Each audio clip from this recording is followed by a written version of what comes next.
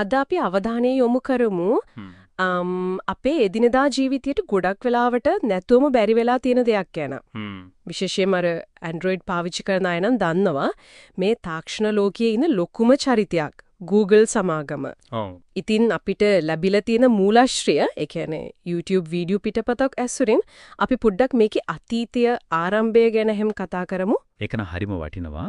මොකද මේක පටන් ගන්නේ විශ්වවිද්‍යාලයක පොඩි ව්‍යාපෘතියක් වගේ දෙයකින් නේද? ඔව්.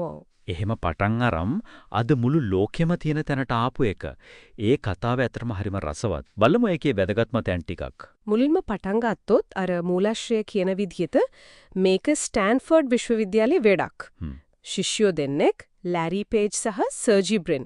ඔව් ඒ දෙන්න තමයි ඒ කාලේ අර කැලිෆෝනියාවේ සිලිකන් වැලි කියන තාක්ෂණික ලෝකේ කේන්ද්‍රස්ථානීය වගේ නේද? හරියටම. අද වගේම තමයි එදත්.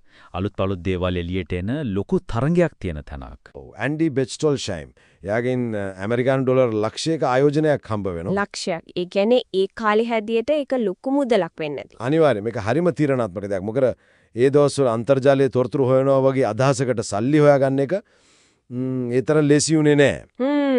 ඉතින් මේ ආයෝජනය එයාලගේ අදහසට ලොකු විශ්වාසයක් ගොඩනගුවා වගේම අර Google Incorporation කියලා සමාගමක් විදියට සමාගමක් විදියට ලියාපදිංචි වෙන්නත් පාර කැපුවා. ඊට පස්සේ තමයි අර ප්‍රසිද්ධ කතාව වෙන්නේ.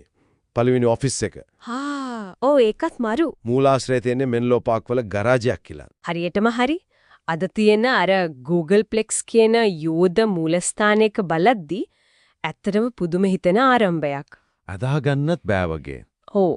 ඉතින් ඒ ගෑරාජ් එකේ ඉඳන් මේ දක්වා එන්න එයාලව ඉස්සරහට ගෙනාපු ප්‍රධානම දේ තමයි අර එයාලගේ මූලික දැක්ම. ඒ කියන්නේ අර ලෝකයේ තොරතුරු සංවිධානය කරලා ඒක හැමෝටම ලේසියෙන් පාවිච්චි කරන්න පුරුවන් ප්‍රයෝජනවත් දෙයක් කරනවා කියන එක.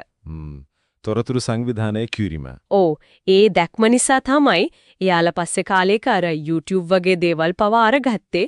ඒක සල්ලි හොයන්න එකටත් වඩා. අර දැක්ම තවත් ලොකු කරනවා වගේ. හරියටම තොරතුරු කියන එක තව පුළුල් කළා.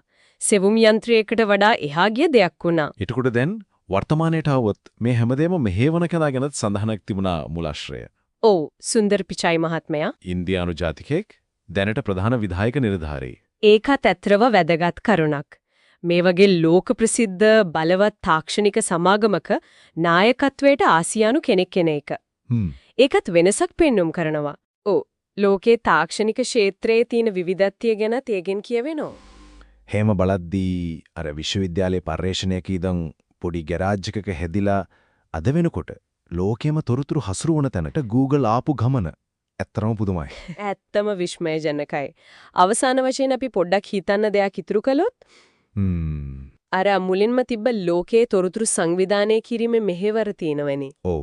ඒක අදටත් ඒ විදිහටම තියනවද නැත්නම් මේ දවස ගානේ කෝටි ගණන් වැඩි වෙන තොරතුරු කන්දරාවත් එක්ක අනාගතයේදී Google එකට මේ වැඩේ කරන්න මොන වගේ අභියෝගයේද? ඒක හොඳ ප්‍රශ්නයක්. ඒ කියන්නේ ඒ අභියෝගවල බලපෑම කොහොම වෙයිද කියන එක. ඔව් ඒක ගැන හිතන්න ඕන දෙයක්. ඒ බලපෑම අපි හැමෝටම දැනෙන්නේ. ඒ ගැන පොඩ්ඩක් හිතන්න මේක හොඳ අවස්ථාවක්.